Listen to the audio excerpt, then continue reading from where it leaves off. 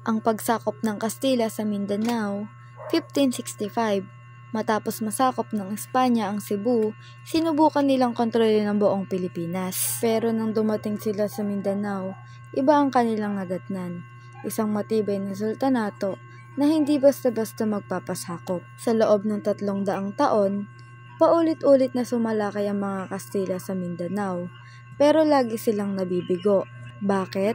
2 dahilan. Una, matibay ang sultanato.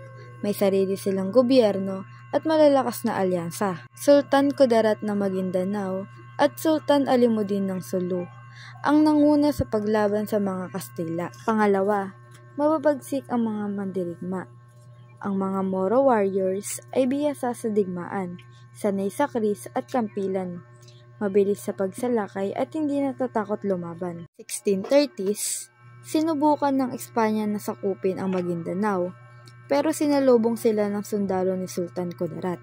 1750s, nilusob nila ang Sulu, pero nilabanan sila ng Tausug at napilitang umatras. Dahil sa matinding paglaban, hindi kailanman lubusan na pasailalim sa Espanya ang Mindanao. Sa halip, pumasok ang mga Kastila sa kasunduan sa mga sultan, pero hindi nila nagawang wasakin ang paglaban ng mga Muslim.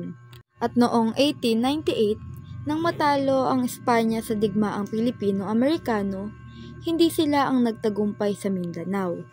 Dahil sumunod naman ang bagong mananakop, ang Amerika.